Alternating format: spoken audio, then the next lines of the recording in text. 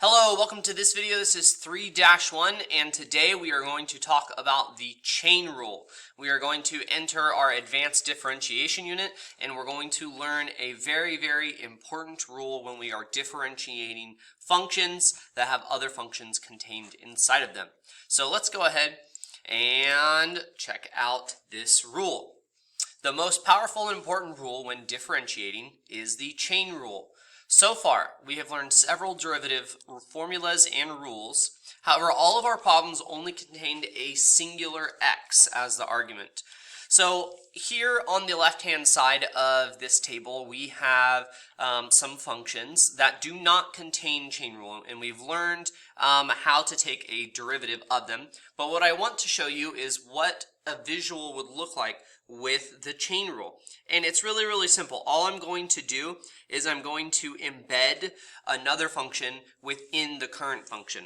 So an example here for this first one, I have x squared plus 1. Well, a function that would have the chain rule, what if I had cosine of x present in there? I have one function contained in another function to the power of 2. That would require the chain rule. The second example, f of x is equal to sine of x. Well, what if I had a function inside of the argument here? Like, what if I had sine of e to the power of x? Well, I have to take a derivative of e to the x, and I also have to take a derivative of sine. So this is situations where the chain rule would be present. Okay, next example. Here we have f of x is equal to e to the x and the natural log of x. Well, how about if I had e to the power of, and I'm just going to insert a polynomial here. Let me make it red. So instead of e to the power of x, it's e to the power of x squared plus 1. Couldn't I take the derivative of that? Okay, plus the natural log of, now what if I just embed a trig function, like sine of x? Okay, so I have one function contained within another function. And then last but not least, we have f of x is equal to x to the power of 1/2. Well, what if instead of x to the power 1/2, what if I had 1 plus x squared? So I have one function embedded in another function. Okay, and a number of ways you could write this, right? You could write it as to the power of 1/2, or you could also write this as the square root. Okay, so all of these would require the chain rule. So before we introduce the chain rule and how to go ahead and differentiate this, we're going to revisit the meaning of derivative. And for example, dy over dx. What does that even mean? Well, again, the notation is, in the numerator, it's the derivative of y. So you're taking the derivative of that value, and then the denominator means what you're differentiating with respect to. So I'm taking the derivative of y, and I'm differentiating with respect to x. So what it would mean if we were taking, what about dx dt or du dy? Well, I'm going to have to go ahead and take the derivative of x and the derivative of u, but the differentiation with the variables is different. For each of these, we're going to differentiate with respect to a different variable, though. So for dx, we're differentiating with respect to t, and with u, it would be with respect to y. So let's go ahead and kind of look at some of these examples. So example number 1. Y is equal to 2t cubed plus 4. Find dy dt. Okay, well, I'm taking the derivative of y, so I want y prime, and I'm differentiating with respect to t. So the variable that I'm going to differentiate with is t. So 2 times t cubed, well, that's the power rule, so we get 6t squared, and the derivative of 4 is 0. So 6t squared, there's our derivative. Now, maybe we're saying, hey, I mean, this doesn't make much sense. I mean, you're differentiating with respect to t, that's the only variable there. Well, when we get different variables, hint, hint, in the next lesson, this will make much more sense, okay? All right, example number 2, it says, let y equal 3x to the 4th minus 2x, and x equal t squared minus 3. Find dy dx and dx dt. Okay, well, dy dx, so y prime, That's y, derivative of y with respect to x. So this is going to be 12x cubed minus 2. And then dx dt, okay, so x prime dx dt is 2t, and that's it, okay? And then just notation too, right? X prime, these mean the same thing. They're just different notation. This is Leibniz notation, and this is Newtonian. Okay, so let's go ahead and look at the chain rule. So the chain rule says, if y is equal to f of g of x, then dy dx, the derivative of y with respect to x, is equal to f prime g of x times g prime of x. Or, if I have a function that's set up as y is equal to f of u, then dy dx is the derivative of f prime of u times u prime. Now this is very, very, very, very important, and especially our notation here where we make a substitution. You're going to look for stuff inside of parentheses. Generally, that's what's going to be your interior function. Okay, and then my approach to the chain rule, how I always talk about this, is we take one derivative at a time. We take the derivative of the outside and then multiply by the derivative of the inside. The stuff inside, you leave it exactly the same when you're taking the derivative of the outside. So, how do I use the chain rule? Derivative of the outside times the derivative of the inside. It's just like one of those Russian nesting dolls where I have to open up the outside first, okay, you differentiate the outside, and then you have another problem on the inside. Well, then multiply times the derivative of the inside. And you'll see that here in this notation. Don't I have an outside function, f of g of x, where g of x is on the inside? So the derivative of that is the derivative of the outside. Notice here, f prime of g of x times g prime of x, okay? That's the chain rule, short and simple. All right, so here are the guidelines in order to use the chain rule. And this looks very, very complicated, but these are just some good pieces of advice in setting yourself up for success when differentiating.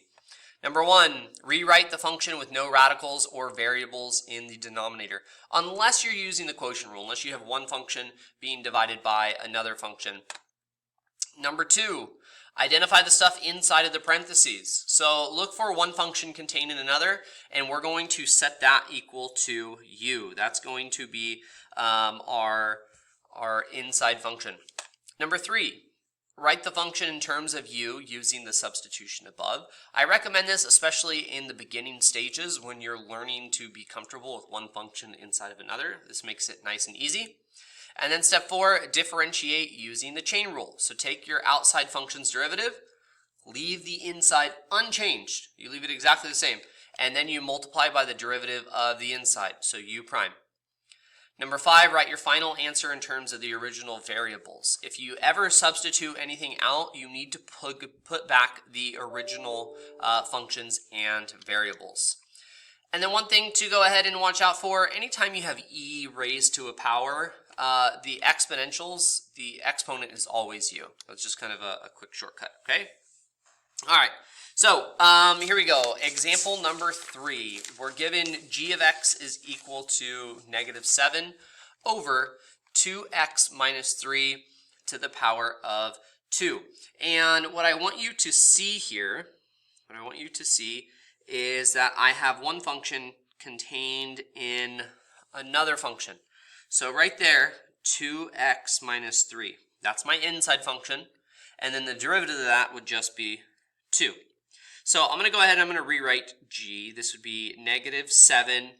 And then if this is just u, right here, if this is just u, isn't this going to be u squared, which makes it u to the power of -2? And that looks so much cleaner and so much more simple. Can't I take the derivative of this? This is going to be equal to, so g prime of x is going to be equal to 14u to the power of -3, okay? And then I have to take the derivative with respect to x. So I'm taking the derivative. Notice I don't have any x's. I have u's, so this is times what we call u prime, okay?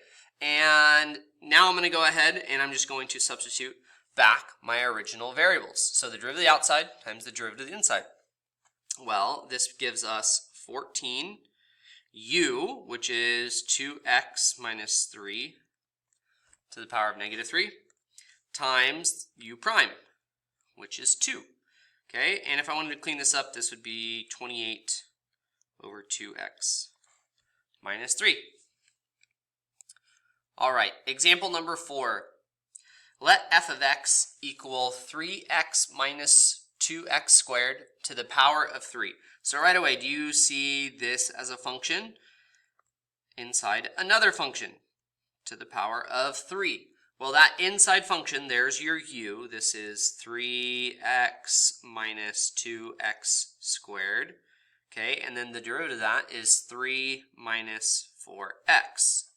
Okay, so using this certain system that we've just done, we can go ahead and rewrite this. So this would be u to the power of 3. Well, f prime is going to be 3u squared. Okay, and then I have to multiply times the derivative of u, which is u prime. Okay, I'm differentiating with respect to x, so I have to take the derivative of that. So if I substitute this is 3 times 3x minus 2x squared to the power of 2 times the derivative of the inside, which is 3 minus 4x. Okay, and I just want you to see really quickly here, this is the derivative of the outside, right? If I look back at my original function up here, I have f of x, so 3, using the power rule, 3 times this, right? The inside remains unchanged. You should see that there. And then the derivative, power rule, we drop by 1, and now I have to multiply times the derivative of the inside, which is 3 minus 4x. Okay, and there you go. All right. Okay. At this stage, I just want to point out some derivative rules that we've been using. So here's our main trig functions, and then our natural log and e to the u. And then lastly, the power rule. Well, if I have the chain rule form, if I'm taking the derivative of a function, okay, with u, I'm just going to tack on that u prime. So the derivative of sine is cosine, and then multiplied times the derivative of the inside. Okay, and you'll notice that this is what happens every single time. I know that the derivative of secant is secant tangent, but I also now have to multiply times u prime. The derivative of natural log of u. Well, the derivative of natural log of u is 1 over u times u prime. So the chain rule does not change any of our derivative formulas. They stay the same. I just have to now multiply times that inside piece, okay? All right, let's go ahead and look at some of these examples, okay? So here we go. Let g of x equal sine of 4x minus 1. You should see one function embedded in another function. So here our u is 4x minus 1, and the derivative of that is 4. Okay, well, g of x, if you're going to use the substitution, here we have sine, this is sine of u. Okay, so g prime of x, well, the derivative of sine is cosine u. Now I need to multiply times the derivative of the inside, which is u prime. Okay, and then substituting this out, we have cosine of 4x minus 1 times 4. And we can rewrite this as 4 cosine of 4x minus 1. And there's your derivative. Example number 6. Okay, anytime you're working with radicals, just like with exponentials, and we'll see that example here in a moment, whatever is underneath your radicand, or your radical symbol, your radicand is going to be the u. So in this case, we have u is x squared plus 3, and the derivative of that, we know, is 2x. So let me go ahead and rewrite this. This is 4 times u to the power of negative 1/2. If I bring that up, right, that's to the power of 1/2. Okay, So then f prime of x, I'm going to go ahead and use power rule. This is power rule. So 4 times negative 1/2 would be negative 2. U to the power of negative 3 over 2. And now I have to multiply times u prime. Okay, so times u prime. So this would be negative 2. Okay, u is x squared plus 3 to the power of negative 3/2 times 2x. And if we want to go ahead and rewrite this, this would look like a negative 4x over the square root of x squared plus 3, all of that cubed. Okay? All right. Couple more. All right, here is that exponential. Exponentials are so easy. Whenever you see e raised to a power and something funny is going on up there, if you look at something and you go, really ugly, you usually got to use chain rule. Yeah. So u, well, whatever the ugly part is, the part that freaks you out, 2 minus 5x. Okay, well, what's the derivative of that? Negative 5. Okay, so f prime, if I go ahead and rewrite this, this is e to the power of u. What's the derivative of e to the u, or e to the x? It's the same thing. It doesn't change at all. This is just e to the u. Okay, but now I have to multiply times the derivative of u. We'll call that u prime. Okay, and substituting e to the power of 2 minus 5x times negative 5. And we can clean this up. Just put that 5 in front. And we look good. There we go. Okay. Example 8. Find g prime of x given that g of x is equal to natural log of 4x squared minus 5x plus 7.